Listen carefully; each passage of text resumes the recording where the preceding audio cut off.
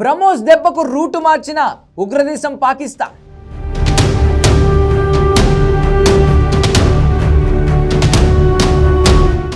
చైనాను కాదని Germany air defence సిస్టంపై ఫోకస్.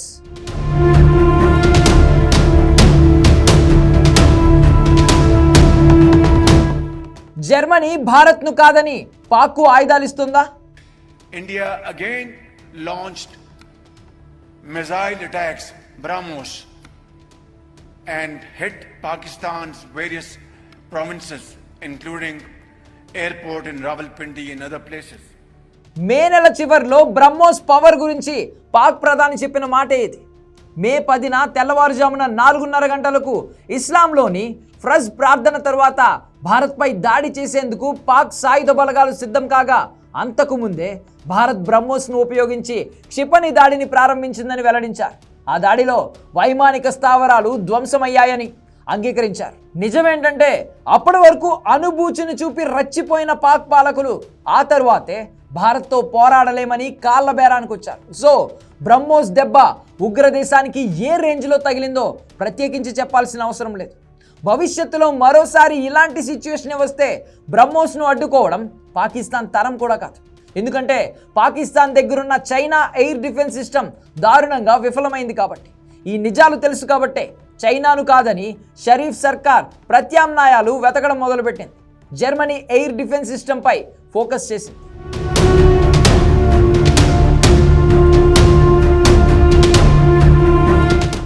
IRIS-T-SLM జర్మన్ సంస్థ డీల్ డిఫెన్స్ తయారు చేసిన medium range surface to air defence system. 8 round లాంచర్లు, కమాండ్ పోస్ట్, రాడార్లతో IRIS-T-SLM బ్యాటరీ అన్ని భారీ డ్యూటీ ట్రక్కులపై అమర్చే వీలుంది.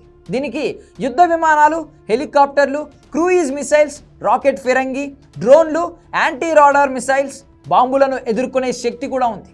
12 మైళ్ళ ఎత్తులో 25 మైళ్ళ దూరంలో ఉన్న లక్ష్యాలను IRIS-T-SLM ఛేదించగలదని డీల్ డిఫెన్స్ పేర్కొంది. IRIS-T-SLM ఫీచర్ల విషయానికి వస్తే multi function radar, 360 degrees protection, 250 కిలోమీటర్ల రేంజ్, 90 డిగ్రీల elevation angle, command control system, గగనతలంపై నిఘా, threat evaluation, weapon assignment, fire control, mission planning, multiple data link capability కలిగి ఉంటుంది. IRIS-T-SLM లాంచర్ కూడా కలిగి ఉంటుంది. ఇది 40 కిలోమీటర్ల వరకు ఎఫెక్టివ్ రేంజ్, 20 కిలోమీటర్ల ఎత్తు వరకు coverage, high firing power, multiple target engagement కలిగి ఉంటుంది. అయితే ఈ రక్షణ వ్యవస్థపైనే పాక్ ఎందుకు ఫోకస్ చేసింది?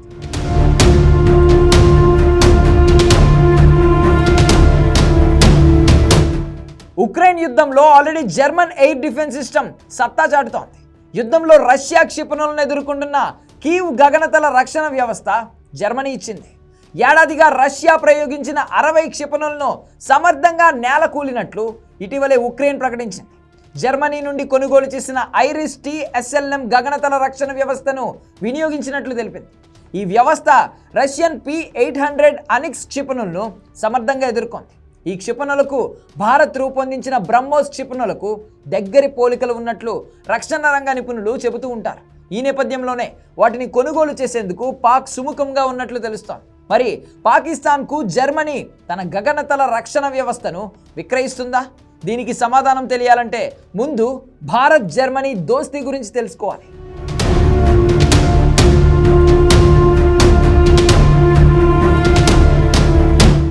ప్రాజెక్ట్ 75 ఇండియా భారత సముద్ర జలాల్లోకి అత్యాధునిక సొర చేపలను దించే ప్రతిష్టాత్మక ప్రాజెక్ట్. ఈ ప్రాజెక్ట్ ద్వారా అత్యాధునిక ఎయిర్ ఇండిపెండెంట్ ప్రొపల్షన్ వ్యవస్థలతో కూడిన 6 అధునాతన డీజిల్ ఎలక్ట్రిక్ సబ్మెరైన్లను తయారు చేయాలని మోడీ సర్కార్ టార్గెట్గా పెట్టుకుంది. AIP వ్యవస్థ సబ్మెరైన్లు ఎక్కువసేపు బయటకు రాకుండా ఉండడానికి వీలు కల్పిస్తోంది. జలాంతర్గాములని ఎక్కువ లోతుల్లోకి వెళ్లేలా రూపొందిస్తారు. ఈ సబ్మెరైన్లలో సమకాలీన పరికరాలు, ఆయుధాలు, సెన్సార్లు, ఆధునిక క్షిపణులు ఉంటాయి. ఈ ప్రాజెక్ట్ కోసం మజగావ్ డాక్యార్డ్ లిమిటెడ్, జర్మనీకి చెందిన TKMS సంస్థలు కలిసి పనిచేయబోతున్నాయి. ఈ నేపథ్యంలో కీలకంగా ఉన్న భారత్ను కాదని పాక్తో ఒప్పందం కుదుర్చుకునేందుకు జర్మనీ ముందుకొచ్చే అవకాశాలు లేవు. అదొక్కడే కాదు, తన శక్తివంతమైన ఆయుధ వ్యవస్థలను జర్మనీ ఇతర దేశాలకు విక్రయించదు. యూరోప్పై దాడి చేయకుండా రష్యాను అడ్డుకోవాలి కాబట్టే ఉక్రెయిన్కి ఇచ్చింది. అన్నిటికీ మించి చైనాకి వ్యతిరేకంగా నిర్ణయం తీసుకుంటే బీజింగ్ చూస్తూ ఊరుకోదు. ఇన్ని ప్రతికూల పరిస్థితులను దాటి జర్మనీ ఎయిర్ డిఫెన్స్ వ్యవస్థలు కొనే అవకాశం చాలా అంటే చాలా తక్కువ.